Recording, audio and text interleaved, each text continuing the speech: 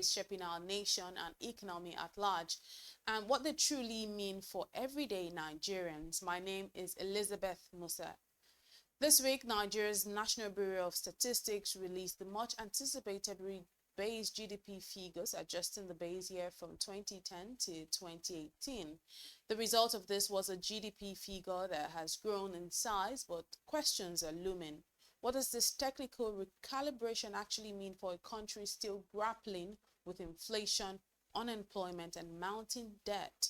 Does a bigger GDP reflect improved living standards, or are we seeing a merely statistical facelift in an economy where many still struggle to afford daily necessities? Well, joining us to unpack this and so much more is someone who always brings depth and clarity to complex financial issues. Today, we're joined by Mr. Kunle Ezun, is an economist and financial analyst, and he joins us on the big story this morning. Welcome to the show, Mr. Ezun. Yeah, thank you very much, Elizabeth, for having me. It's good to be here again. Always a pleasure. So let's start by asking you to, without missing any words, tell us what exactly does this GDP rebasing tell us about the Nigerian economy as it stands today? Okay, thank you very much. I think it's good to provide clarity to the numbers and to the methodology behind the rebasing.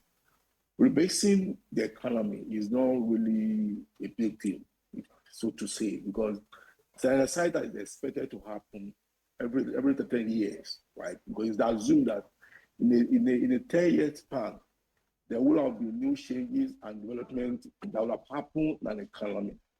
So rebasing provides an opportunity to bring into the bracket the changes that will have happened in terms of sector development and new businesses idea that will have emerged within a 10-year space. So what rebasing does is to provide an opportunity to be able to account for every economic activity that is happening or that will have happened within an economy. So if you recall, the last that was done before this recent one was done in 2014, right? Right. Today, what we have done is to rebase the economy using 2019 as the base year, right? A lot of people have thought, why not 2020? In 2020, it was assumed that there was a pandemic that shut down economic activity globally. So the best year to use as a base year becomes 2019. So if you look at the fact that from 2019, from 2010, that we had at base year 2019, that's like a 9-year span. So, but the fact that we had a pandemic in 2020 was the major reason why 2020 was not being used globally. Right. So rebasing is not just a Nigerian affair, it's a global affair.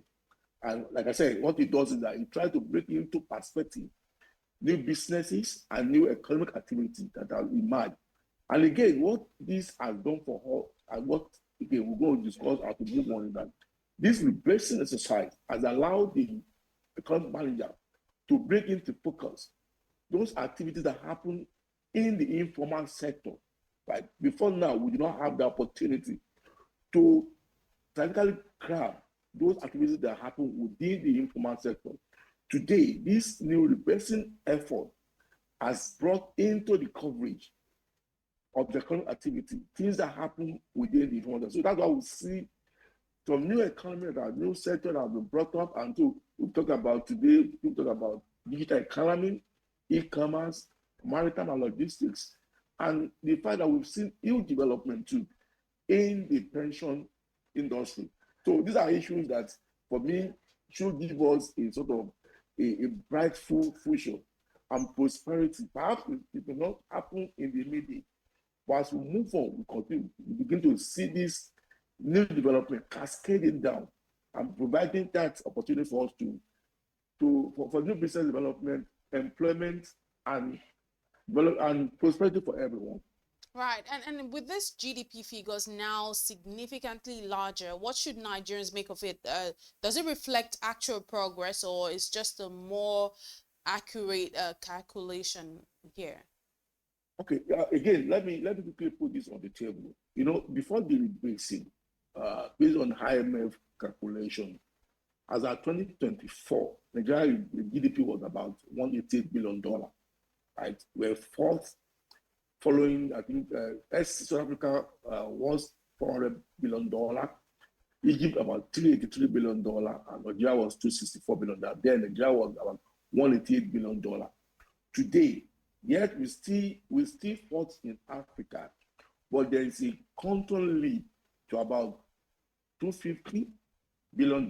That if you use the average rates of exchange rates in 2024, we should have about $246 billion, right?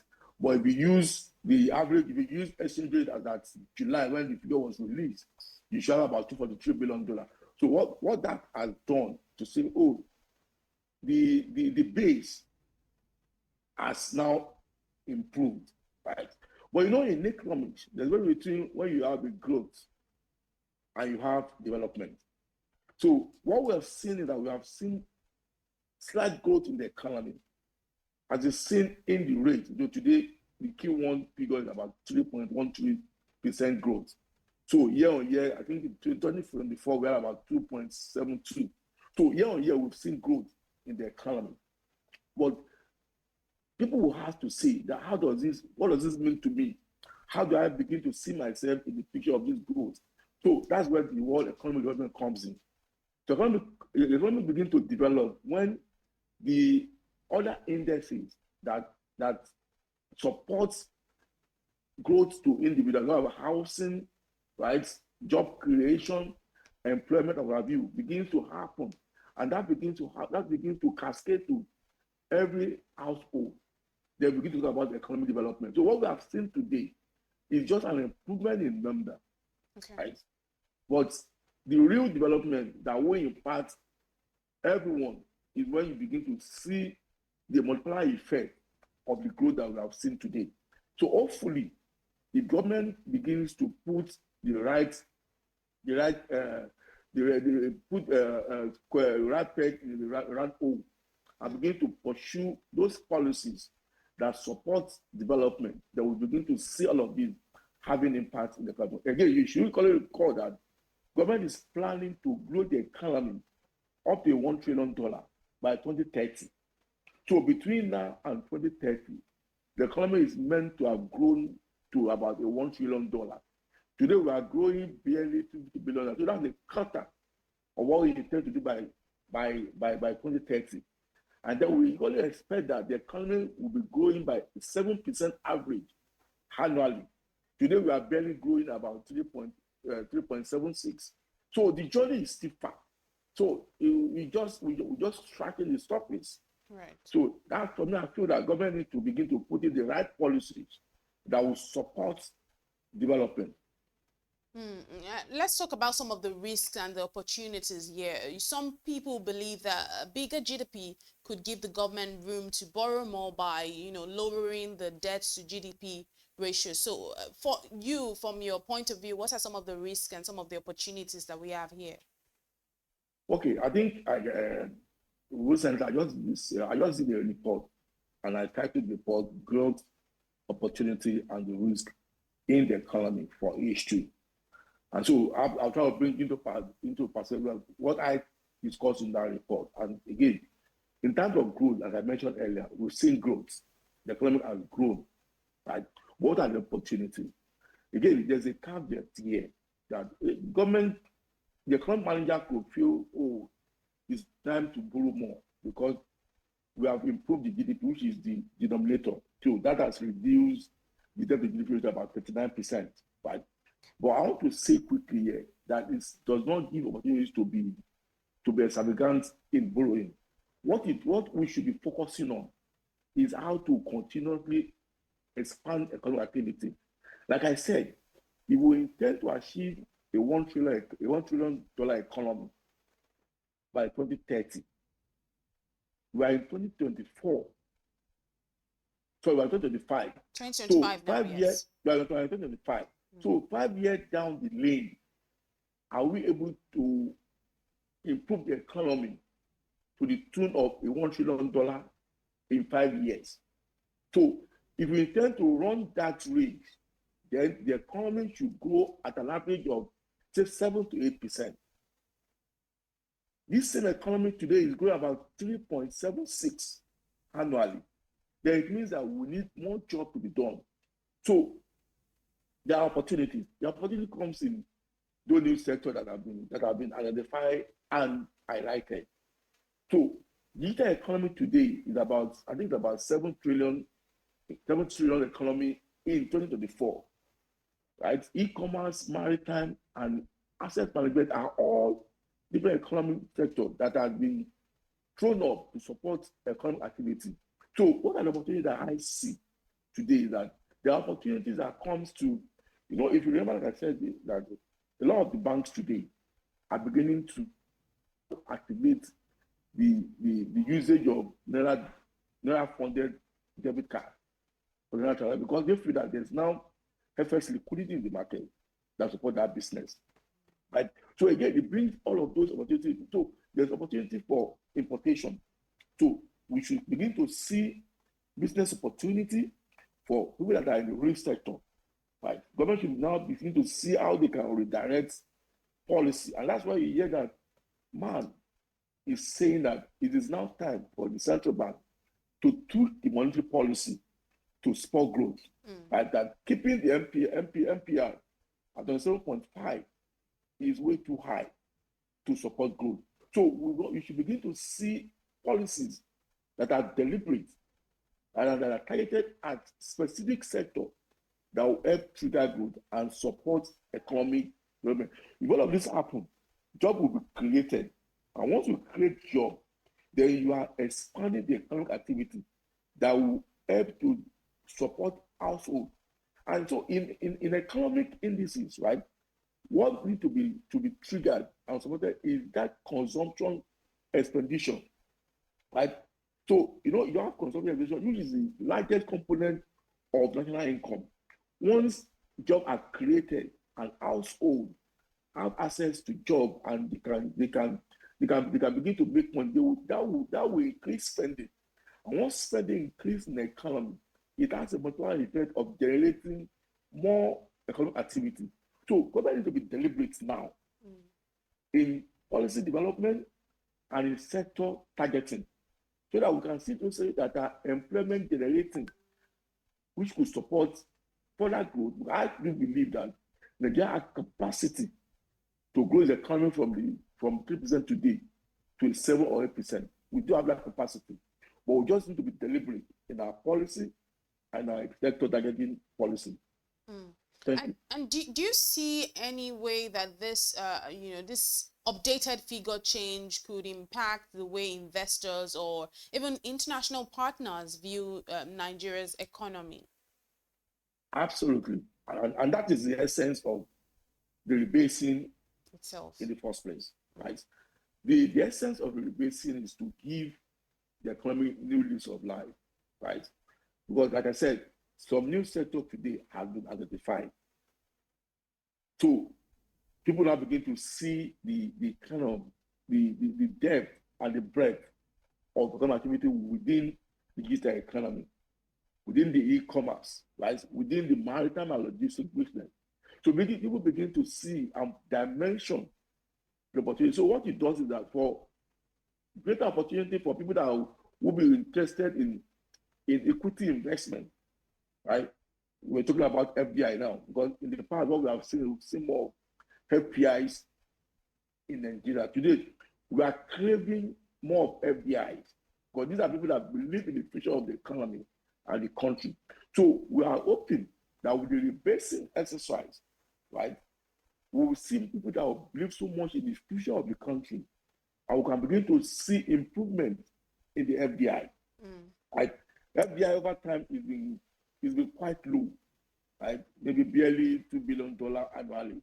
So we are hoping that we'll begin to see FDI flow into the country, support the economic growth out there. So rebasing should be more like a support system for the larger economy to grow.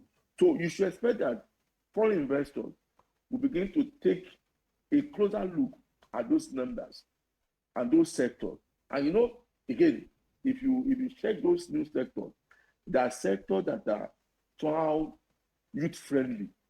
Like, so a lot of people today do so much in digital economy. So Okay. you should expect that youths will be more interested. They are now there's more like a spotlight on them and what they do and how they can contribute the economy. So for me, I see opportunities in the economy as we move forward, and I do believe that beyond the rebasing that has been done, there will now be a more like a concerted effort between the fiscal authority and the monetary policy authority on how they could jointly spur growth and support real sector development. So if this happens, then we should begin to see the development that work create that will support household development and put food on people's table. That's only when people will say, oh, yes, we have done rebasing, and rebasing is having impact in the individual life. And so I know hopefully this again will have to have impact on inflation rate. Because inflation rate at 22.2% today as of June is way too high.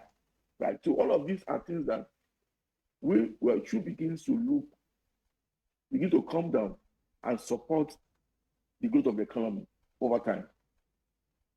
You were talking about some of these new sectors that, the rebasing will capture. You talked about the digital economy. If you could just shed a little more light on that just for our viewers today, because just before you mentioned that, I held on to that. But I was going to also ask you about some of the risks that, rebasing distract from, if there's a risk that rebasing actually distract from in terms of real economic pain point, such as unemployment, inflation, and low productivity, if you think that there is a risk that rebasing actually distract from. And also, if you could just shed more light on these new sectors that the rebasing will now capture. Okay, I think most importantly is to emphasize the fact that the rebasing exercise has helped put more spotlight on the informal sector. I think we need to emphasize that because a lot of economic activity happen within that informal sector that either though were not appropriately covered. So the rebasing exercise has brought more focus on those economic activities that happen within the informal sector. So that today is being captured, and hopefully we'll be able to have more sort of accurate data that could reflect the depth and the size of economic that are happening in the informal sector. Okay, I haven't said that again. The fourth sector that seems to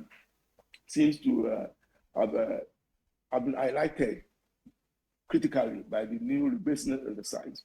Like I said, digital economy, and digital economy, we can't overemphasize the impact of that in the economy today. Mm-hmm. Mostly, and there's no way to talk about it. We're talking about the fintech, right?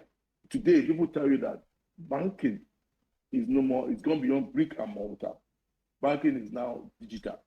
So everybody, actually, a lot of activities today are done online, right? That through POS or whatever. And today, I was just reading, I think this is about value of transactions that are done on POS, on ATM, on online transfer, and they're quite mind-boggling, right? So this is the power of digital economy. So a lot of investment today is gone into digital digital services by most companies. So today, if you are not investing heavily in digital as a business, then you are not ready for competition. So competition today is still in our industry, and that's why you found that it's one sector that is being talked about, is being marketed at every turn that you take in the economy. Again, the other part again is the e-commerce. Today, you don't have to visit the physical office to get things done, right? You have the Congas of this world. So you have all those guys that today there's huge talk about Temu and all those stuff. So e-commerce is taking huge size. And so before now, these are not being well captured. So today, all of these have been brought in. into that perspective. And again, the issue of the pension fund is grown to over 10 trillion. That's huge, right? So, and in 2014, when we had last rebasing, this was not well captured. Today we have a huge size of asset under management. So these are things that brings to mind the opportunity that comes with assets under management of abuse. And that's why you have a lot of assets springing off here and there to push that narrative about the importance of that of fund management. And so we cannot, the fourth one that we cannot do about side is the maritime and logistics. If you have been opportune to get into the port and you see the kind of business activity that happen in the port, within hours, you have seen the fact that these business opportunity are all about within those port sectors. So I expect that going forward, right, we do expect that with all of this sector being spotlighted, then there should be opportunity that comes for, and majorly is employment creation that, for me, is the takeaway. There should be opportunity for job creation. When jobs are created, then the economy itself will be productive. And when the economy is productive, we earn dollar. And when we earn dollar, then we can have to say, well, people tell you that naira at 1.5 to $1 is quite ridiculous. Yeah, it is ridiculous because the economy on its own is not productive. So we need that opportunity to be able to go back to the 80s and 70s. Okay. When the economy was productive and we are earning dollar to support the currency. All right, thank you very much, Mr. Kunle Ezin, for your in-depth analysis this morning on The Big Story. Thank you very much. Thank you for having me. Well, this has been The Big Story right here on the BDTV Breakfast Show. Up next is Social Listening. Do stay with us.